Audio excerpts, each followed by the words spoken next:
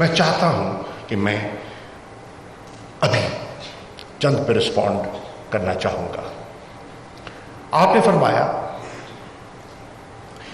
کہ جو حالات اور جو نقشہ آپ دیکھ رہے ہیں،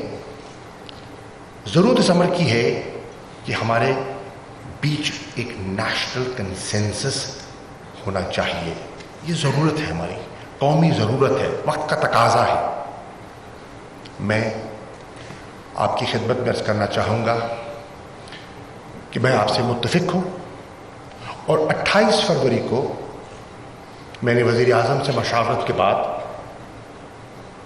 پاکستان کی جتنی سیاسی قیادت ہے، پارلیمانی قیادت ہے، جو آج پاکستان کی عوام کے ووٹوں کی نمائندگی کر رہی ہے، سینٹ میں، نیشنل اسمبلی میں نے بذریعہ خط ان سب کو دعوت دی ہے مشاورت کے لیے. اور میں نے ان کو کہا کہ ہمارے سیاسی اختلافات ہیں، رہیں گے، کیونکہ فلسفہ مختلف ہے، سوچ مختلف ہے، ایجنڈاز مختلف ہیں، منشور مختلف ہیں، لیکن پاکستان پر ہم سب متفق ہیں، پاکستان کے مفادات پر ہم سب متفق ہیں. چنانچہ آئیے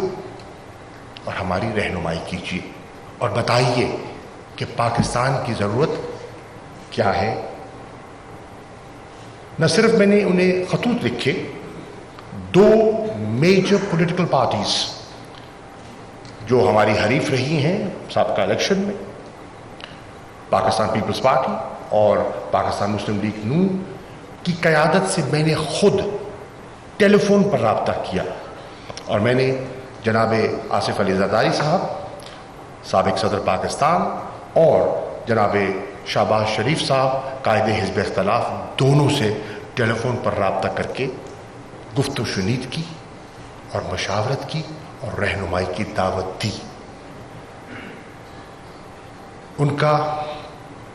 رسپانس، میں برملا کہوں گا، کوئی اتنا منفی نہیں تھا، لیکن ایک ہچکچاہٹ بھی تھی، ایک ہچکچاہٹ تھی، اور وہ میں سمجھتا ہوں، ایک سیاسی کارکن ہوں، اور اس سے